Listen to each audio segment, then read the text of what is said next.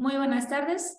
Yo soy la doctora Abril Maciel, adscrita al Hospital de Especialidades del Centro Médico Nacional Siglo XXI, y en esta ocasión voy a hablarles un poco acerca de la esclerosis sistémica, enfocándonos en los hallazgos por imagen.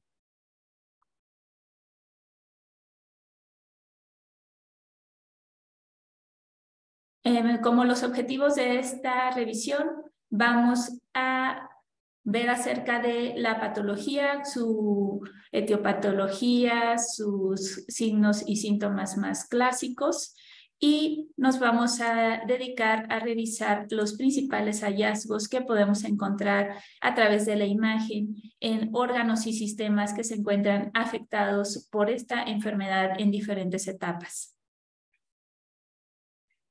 Para iniciar, la esclerosis sistémica también la podemos encontrar referida en alguna bibliografía como esclerodermia.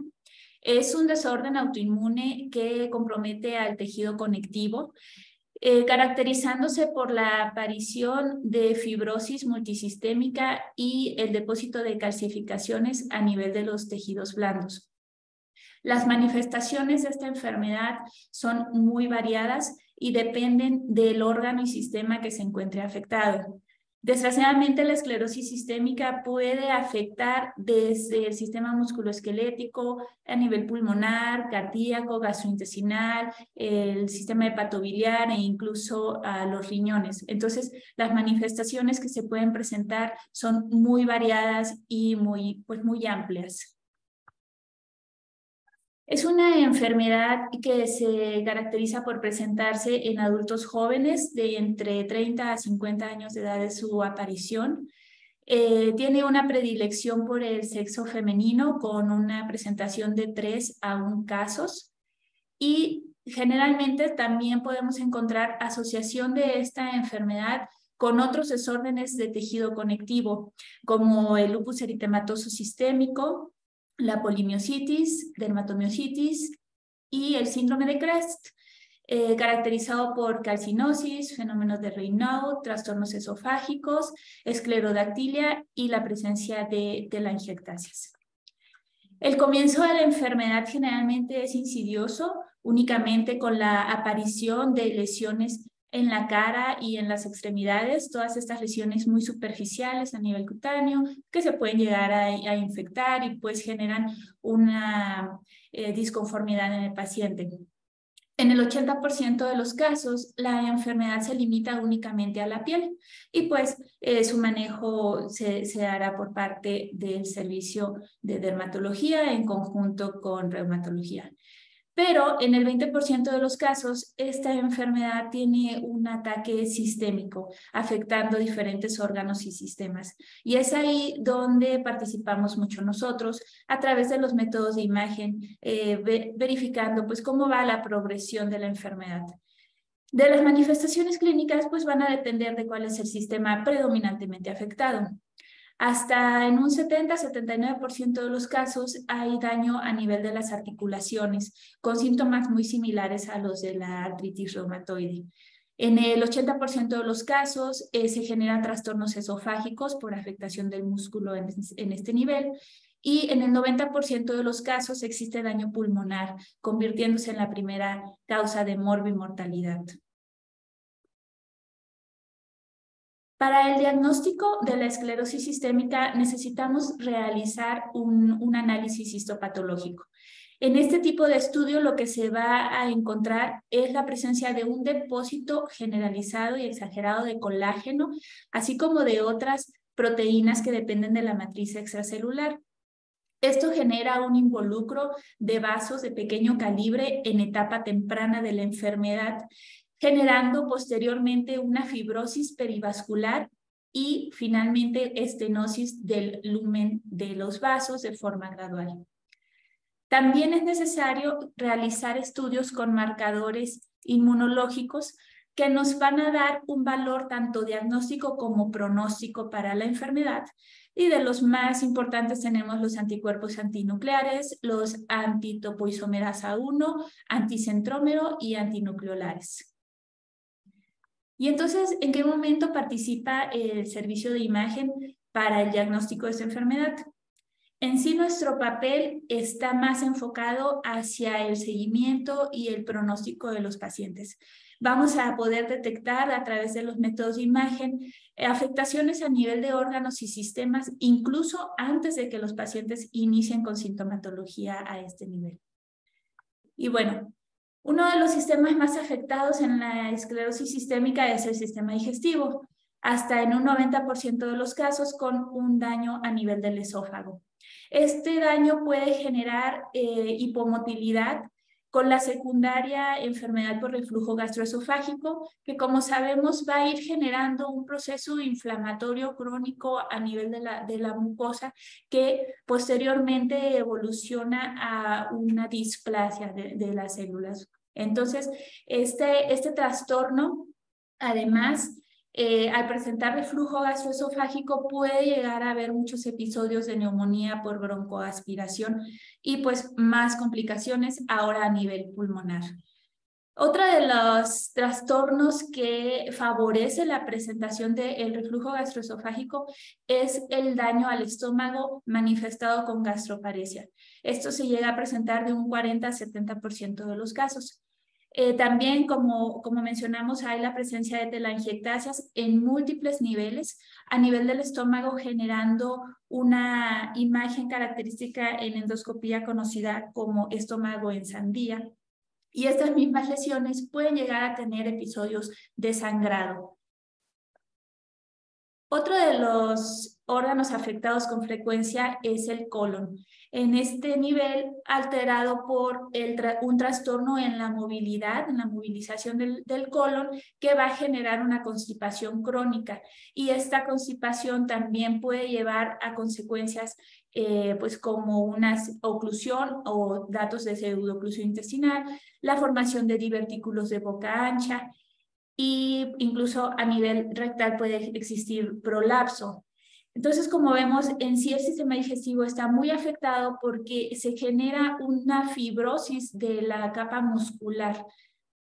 Otro de los órganos que es bien importante que tengamos en cuenta es el hígado.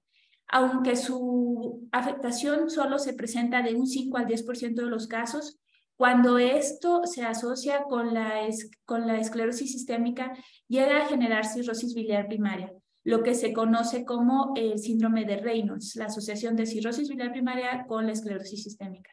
Y también, dado que se trata de una enfermedad autoinmune, se pueden presentar casos de hepatitis autoinmune. Entonces vemos, el daño es extenso.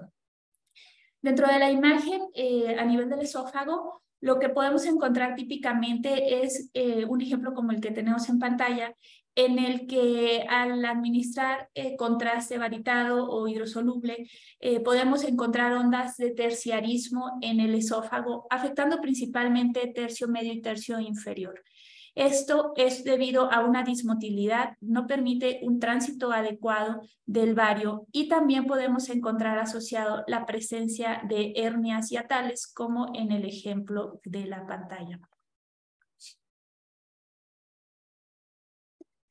En este caso de la tomografía computarizada, tenemos un claro ejemplo de un esófago afectado por la esclerosis sistémica, en el que vemos que hay una dilatación anormal con abundantes restos alimenticios en prácticamente todo su trayecto, así como un engrosamiento concéntrico de la pared, lo cual podemos ver principalmente hacia el tercio inferior.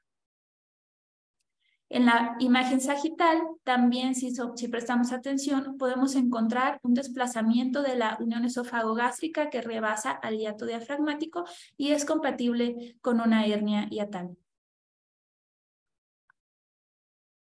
En estas imágenes tenemos el típico aspecto de un estómago en sandía visto por endoscopía.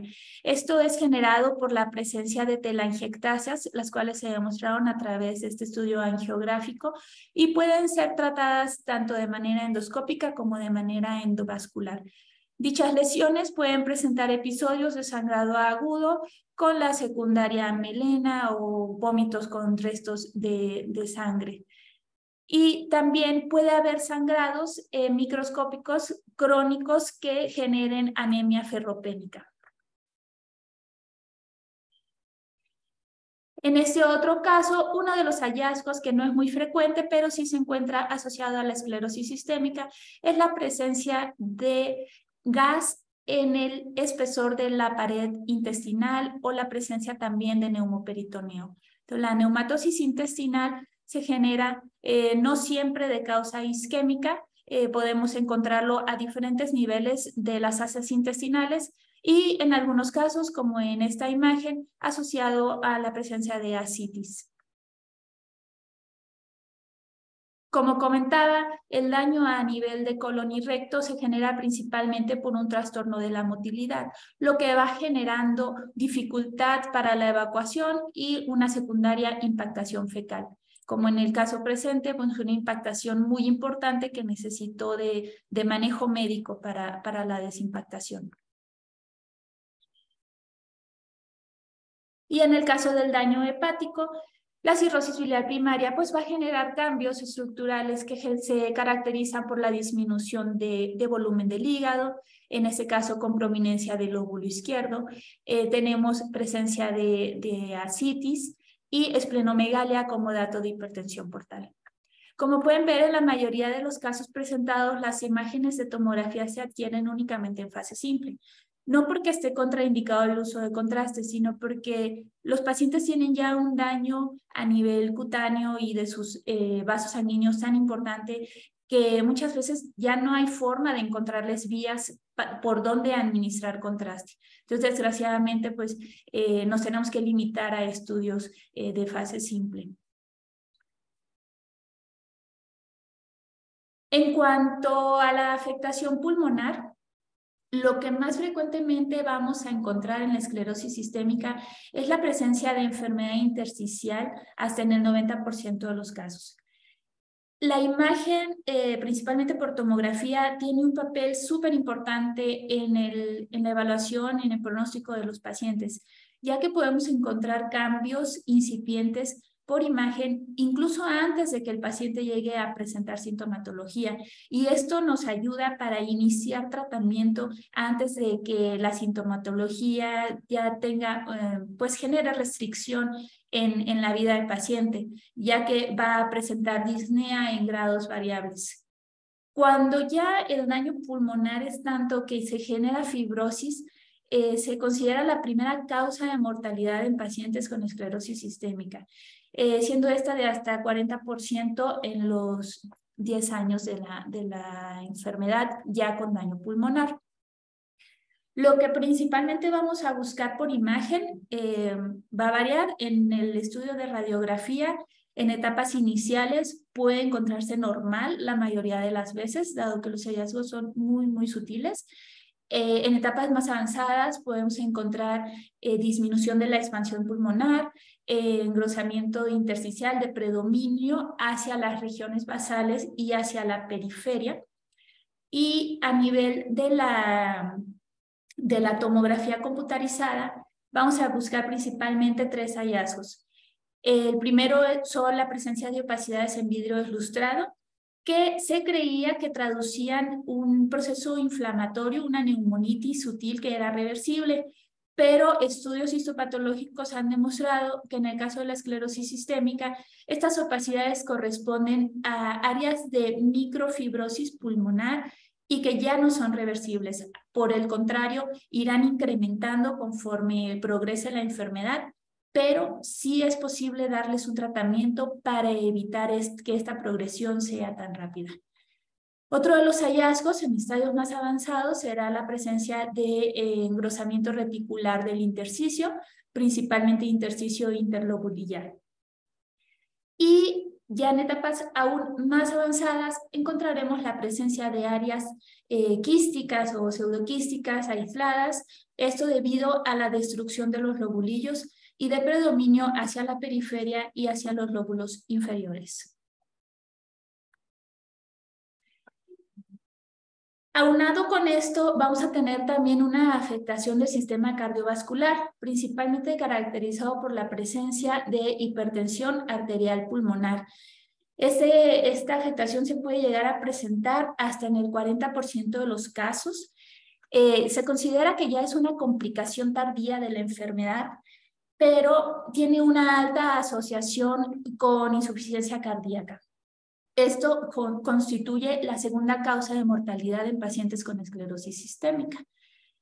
Se ha encontrado también que en casos de necropsias hay un daño hacia el sistema cardiovascular de hasta el 77.5% de los casos. Y se caracteriza por la presencia de fibrosis en parches a nivel tanto de pericardio como del miocardio. Esto secundariamente generará una hipertrofia del ventrículo izquierdo, así como trastornos en la conducción con arritmias. Y bien, entonces, revisando un poco ya de las imágenes a nivel pulmonar, lo que podemos encontrar, estamos aquí viendo pacientes diferentes en estadios diferentes, es la presencia de áreas de aumento de la atenuación con el característico patrón in vitro deslustrado. Podemos ver que la afectación generalmente es bilateral y simétrica. El predominio, como comentamos, es hacia nivel de los lóbulos inferiores y hacia la periferia. En etapas más avanzadas, la presencia de engrosamiento del intersticio, la formación de cavidades quísticas, áreas de fibrosis que también secundariamente generan bronquiectasias por tracción. Todo esto ya nos habla de un estadio más avanzado y pues de peor pronóstico para el paciente. Otra cosa importante de aclarar es que a diferencia de otras enfermedades reumatológicas, como por ejemplo el lupus, que genera mucha serositis y con el secundario derrame pleural, en este caso no vamos a tener una afectación de ese tipo. Hay mucha correlación entre el daño hacia el intersticio pulmonar y el compromiso del esófago. Como en el caso que vemos en pantalla, esta paciente presenta ya un importante daño pulmonar, principalmente hacia las vasos pulmonares. Vemos que existen cavidades quísticas, áreas de fibrosis, contracción de las estructuras bronquiales, y se asocia con una importante dilatación del esófago prácticamente en todo su trayecto, que está reteniendo restos alimenticios y que se acompaña de hernia hiatal. Entonces, estos son los hallazgos típicos, los cuales ya esperamos encontrar en pacientes con enfermedad avanzada, pero nuestro papel principal está en identificar esos hallazgos tempranos que nos dictan que el paciente ya empieza con un daño pulmonar, un daño intersticial o incluso una afectación del esófago cuando empezamos a ver que está distendido sin nosotros haberle administrado ninguna clase de contraste, y eso será un factor pronóstico importante para darle manejo. Y como comentamos también, se generan datos de hipertensión arterial pulmonar. Por imagen, lo principal que vamos a encontrar pues, es una dilatación del tronco arterial pulmonar que pierde la relación de 1 a 1 con la aorta, como en la imagen donde se encuentran las mediciones. También se genera una dilatación del ventrículo derecho, sin hipertrofia de la pared. Y podemos encontrar también la presencia de engrosamiento del pericardio por estas áreas de fibrosis que también lo van a comprometer. Como comentamos en un inicio, el sistema musculoesquelético es de los más afectados por la esclerosis sistémica. En la imagen podemos ver una imagen característica de cómo las manos de estos pacientes se vuelven rígidas, van perdiendo sus pliegues, tienen contracturas de los dedos, ya no pueden tener una adecuada extensión debido a la fibrosis que se va generando. Y algo muy característico es la lesión a nivel de los pulpejos. Todo ese tejido blando empieza a perderse, hay depósito de calcios y pues es una causa de morbilidad muy importante, ya que afecta mucho la calidad de vida de los pacientes. Estas lesiones pues generan una esclerosis y un engrosamiento tanto de la piel como del tejido celular subcutáneo, lo cual se va a caracterizar por atrofia, engrosamiento de epidermis, induración de la dermis y, lo más característico, las calcificaciones a nivel subcutáneo. En las imágenes podemos encontrar hallazgos como los que estamos viendo aquí, en los que tenemos a nivel de una pierna, la pierna derecha, hacia la cara lateral, hay un adelgazamiento del plano superficial con múltiples calcificaciones amorfas que están todas a nivel de los tejidos blandos. En la imagen de tomografía, pues confirmamos la presencia de las calcificaciones. Hay, si prestamos atención, unas zonas de engrosamiento cutáneo y la pérdida del plano graso. Vemos las imágenes en las diferentes reconstrucciones y también se puede hacer un buen análisis de estas lesiones a través del ultrasonido, como tenemos el ejemplo en pantalla. Ahora, de los trastornos articulares, generalmente la afectación se presenta de forma bilateral simétrica, aunque también puede ser monoarticular. Las articulaciones más afectadas van a ser las articulaciones de la mano, principalmente las interfalángicas distales y proximales, seguido después por las articulaciones metacarpofalángicas, así como la primera articulación carpometacarpiana, la articulación radiocubital distal y las articulaciones esternoclaviculares. Los hallazgos que vamos a encontrar es la presencia de acroosteólisis, las calcificaciones de tejidos blandos, que ya lo habíamos mencionado. Algo muy característico es la presencia de resorción de los penachos de los dedos, acroesclerosis, la osteopenia, que en un inicio se presenta de manera periarticular y posteriormente se extiende hasta volverse una osteopenia generalizada. En cuanto al daño del espacio articular, se caracteriza por un estrechamiento, una disminución del espacio, que en etapas iniciales puede ser indistinguible de una artritis reumatoide. Y posteriormente el compromiso articular puede evolucionar con cambios erosivos con o sin calcificaciones a nivel intraarticular. Aquí estamos viendo la imagen característica de la resorción de los penachos, en el que vemos la falange distal de un dedo y se pierde el extremo distal. También hay compromiso de los tejidos blandos, los cuales van a disminuir su volumen. En otros pacientes o incluso en el mismo paciente, pero en otros dedos, podemos encontrar la presencia de calcificaciones de los tejidos blandos, como lo estamos viendo aquí, a nivel igual de una falange distal. Ambos hallazgos también se caracterizan por el ultrasonido. Podemos ver la destrucción ósea, el engrosamiento cutáneo y la presencia de las calcificaciones amorfas superficiales. En cuanto al estrechamiento articular, principalmente se van a afectar articulaciones interfalángicas distales y proximales. Hay flexión de los dedos, pero esto es más secundario al daño cutáneo y de la grasa subcutánea más que de las articulaciones. Aquí vemos otro ejemplo de la resorción de los penachos. No afecta a todas las falanges al mismo tiempo, incluso puede haber unos falanges que estén completamente conservadas. Y la presencia de las calcificaciones con la disminución del grosor de los tejidos blandos en los extremos de los dedos. Como podemos ver, la esclerosis sistémica pues es una enfermedad que tiene un importante impacto en la morbilidad, ya que compromete muchos órganos y sistemas diferentes.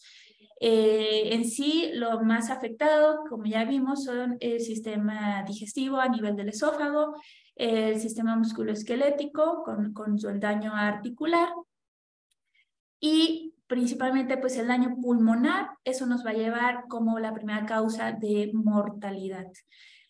El diagnóstico se realiza por medio de histopatología y de estudios inmunológicos. Sin embargo, el papel de la imagen es fundamental para dar seguimiento y con esto establecer un pronóstico en los pacientes y pues así también poder valorar qué respuesta están teniendo al tratamiento que se les está otorgando, el cual va a variar dependiendo de cuál es el órgano que se encuentra afectado.